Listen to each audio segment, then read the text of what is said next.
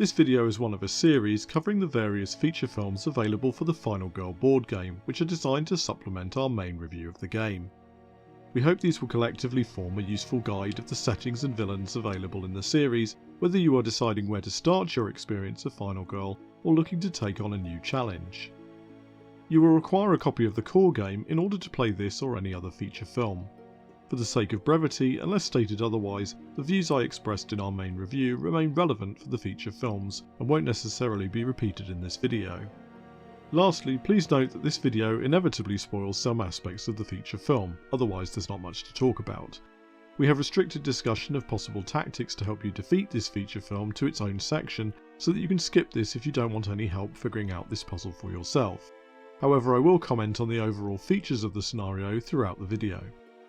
Check out our Final Girl Buyer's Guide playlist to find the other videos in this series. Thanks for watching.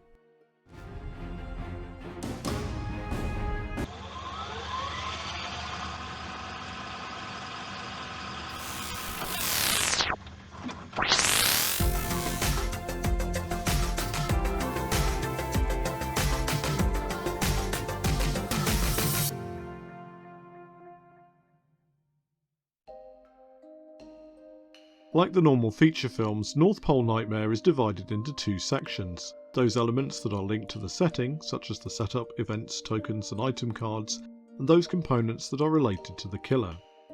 This is so that you can easily switch the killer or setting with others in the range. Components are marked with symbols, allowing you to track them back to the setting or the killer at the end of your game. However, as the first special feature for the game, it differs from the normal feature films in that it includes miniatures for the two Final Girls, the killer and this set's vehicle, Comet. This means that you don't have to source these separately if that's something that you would otherwise have done, but clearly adds some cost to this particular set if you would otherwise have been happy with the standard meeples and tokens. All of these components are enclosed within the map board for Santa's Village and Krampus's killer board. You also get two Final Girls, Cindy and Mrs. Claus in this case, which again can be used in any setting. For the purpose of this review, we're going to look at all of these components as a single cohesive expansion without switching in other options from the wider Final Girl range, as there are so many potential combinations at this stage that it would make for a very long video. Krampus is a relatively straightforward killer with a starting health of just 10 and a very average starting horror level of 4. He is somewhat specialised in increasing the horror level via both his Bloodlust track and several of his terror cards, meaning that you can never take your eyes off this meter for very long. Krampus' standard action sees him attack in his starting space before he moves and then deposit a present, making him more of a threat to victims in his area at the start of the turn than he necessarily is to those around him. It is perhaps unsurprising therefore that a lot of his terror cards revolve around moving victims in some way, often closer to him, or allowing him to teleport to a more advantageous location. The three minor dark powers among his terror cards are especially unpleasant, with North Pole Magic in particular again compensating for his relatively static approach by moving him to his intended target directly. However, Krampus' main feature is his role as the anti-Santa, depositing a present token to a nearby space each turn via a mechanism very similar to the panic roll. While she is in the same space as a present, you can choose to have your Final Girl open it, immediately resolving the effect. Some have positive effects, but the majority are negative. 4 are Krampus presents, as drawn from the green presents deck, which act and feel very much like an extra terror card. 4 are Santa presents, drawn from the red presents deck, and applying a significant bonus, such as gaining additional items or reducing horror to 0. The remaining present tokens apply small one-off effects, such as increasing horror or losing time, according to the symbol on the underside of the token. Your choice as to whether the risk is worth it will be taken out of your hands if the present ever comes into contact with victims. Unable to wait until Christmas morning, victims will immediately open any present in their space, regardless of how they or it got there. In practice, a lot of presents placed by Krampus will be opened immediately, and just to make it extra Christmassy, any Santa presents revealed in this way are discarded without effect. The rest impact your Final Girl as normal. All 4 of the included Dark Power cards, including the Epic Dark Power, interact with the present mechanic, either increasing the number of presents, affecting your choices, or simply making presents more dangerous. The Finale cards are somewhat less whimsical, massively increasing the number of attacks Krampus puts out, and sometimes also increasing their effectiveness or the speed with which he can reach his target. Needless to say, if the game runs that far, your final girl's Christmas is well and truly cancelled. Santa's village is similar to some other locations in its wheel-like layout. The village centre acts as a hub to this wheel, but is only accessible via 2 other locations, forcing you to traverse its perimeter to get from one side of the board to the other. The edges of the board then accommodate the various specific locations for this setting, with 3 exit spaces occupying the corners and the 3 item locations interspersed between them. The only other named location is the runway, which interacts with Comet, the location's vehicle item. If you can find him, Comet will allow you to move directly to the runway once per action phase, albeit leaving any victims behind. This can be a quick way to get across the map or to evade Krampus, though I will say that the first time I played this scenario, the Fire Terror card caused Comet to burn to death in the stables long before I could reach him, so that's Christmassy. Santa's village only has one special rule, but it certainly changes the game. All victims in this location are elves, whose babbling disorganisation will see you lose a point of time on every occasion you enter a space, per elf in that space. Especially in the early game, this can massively curtail your efforts to get across the board, whether or not the elves were your intended objective or not. For reasons not narratively explained, this rule does not apply if the victims move to you, making the use of panic or items such as the whistle a possible but not guaranteed mitigation.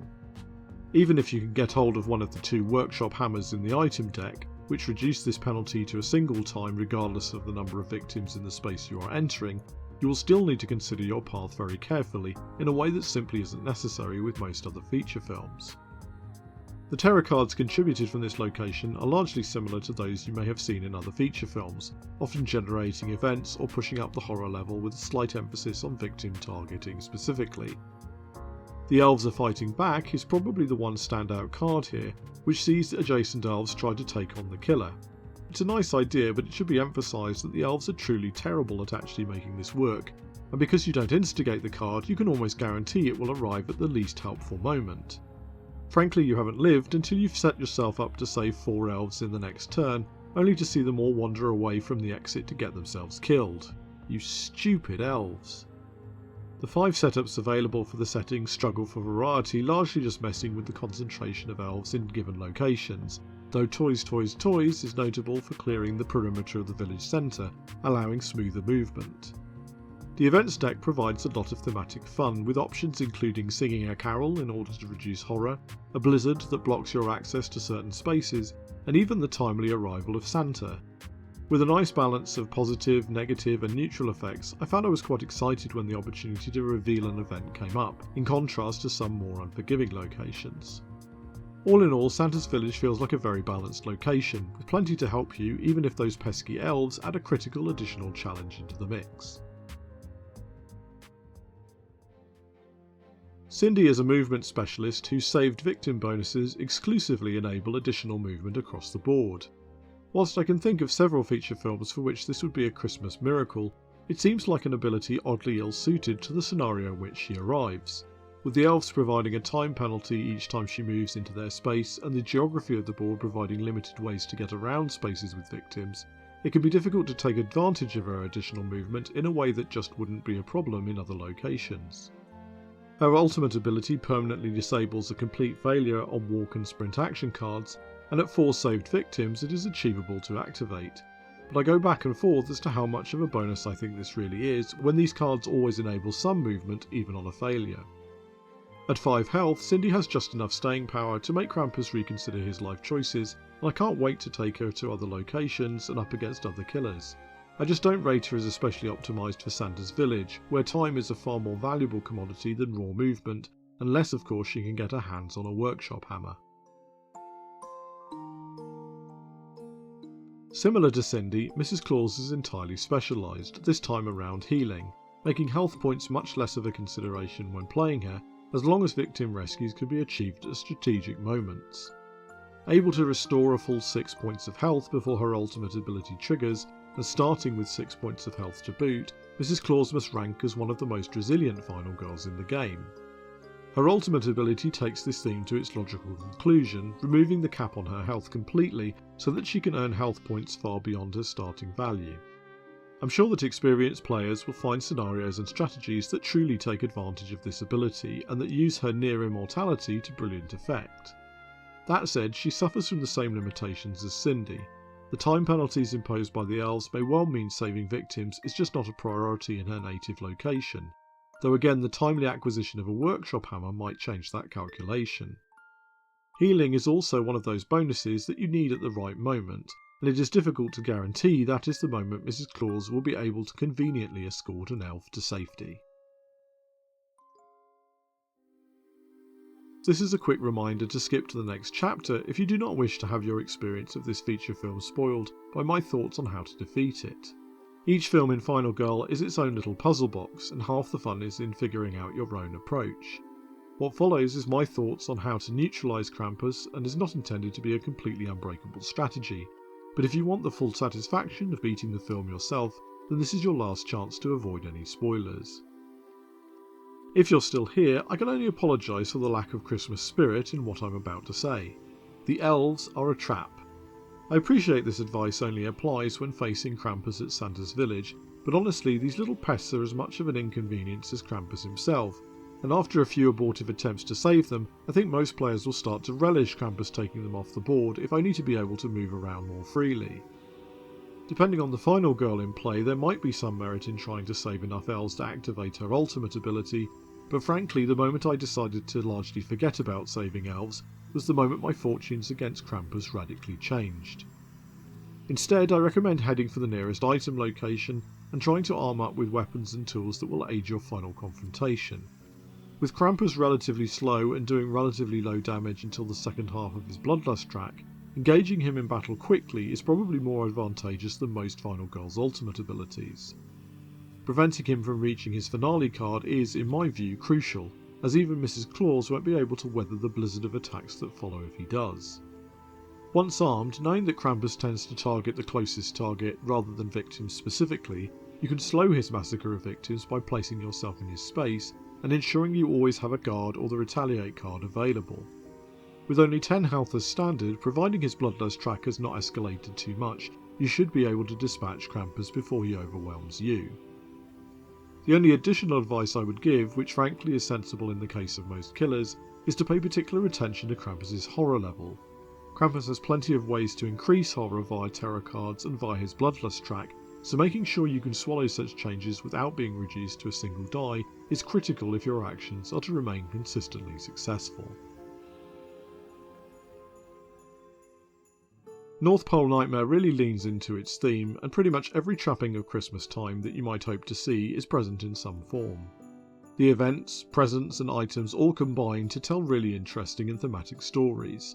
If you like your Christmas tales a little on the dark side, this is bound to get you in the mood for some festivities. It's also one of the more straightforward feature films as far as special rules are concerned. Krampus's present mechanic is reasonably easy to understand, and the location adds only the single elf-based time penalty. Krampus's Bloodlust track also focuses exclusively on horror. Compared to the comedy of interactions possible in the Sacred Groves, this isn't a lot to keep track of. All of this really leaves me with no hesitation to recommend this to newer players. In fact, I don't think this would be the worst film to start your Final Girl experience with if you were so inclined. It's interesting, however, that the location of this feature film, specifically the elves, seems to alter the core game far more substantially than Krampus does himself. Krampus can take quite some time to unleash his full strength, and in some games he really didn't feel like a threat. Rather, how he synergizes with the victims around him is a big part of what makes him a challenge to defeat. The present mechanic is interesting, but in practice the elves dive upon presents like someone is going to take them away from them. Aside from calling into question their qualifications to be Santa's chosen workforce, this means a lot of the time you won't have the choice to pick up presents yourself, and that Santa's presents specifically will be taken out of the game without effect. Even then, with almost twice the odds of a negative effect rather than a positive effect, you'd have to be channeling quite the Christmas spirit to spend time opening presents on the off chance it helps.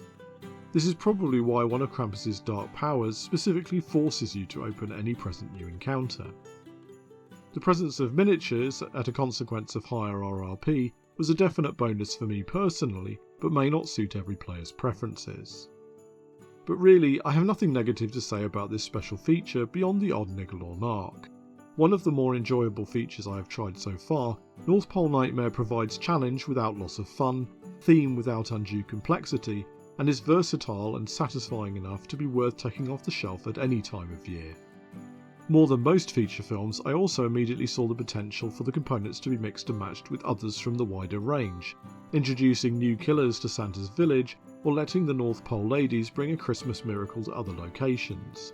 If you're struggling to find a gift for the final girl aficionado in your life, I can highly recommend smuggling this special feature under the tree. I hope this video has helped you to decide whether to include North Pole Nightmare in your letter to Santa this year. As always, do let us know in the comments whether you thought this review was naughty or nice, and your own experiences of this special feature. On a more important note, whether you are celebrating Christmas, a different seasonal holiday, not celebrating at all, or most especially if this time of year is difficult for you, I'd like to express all the very best on behalf of myself and everyone that contributes to Nameless Seraphim Gaming. All we want for Christmas is 3 prancing meeples, 2 polyhedral dice, and for you to work hard, play better, and take care out there.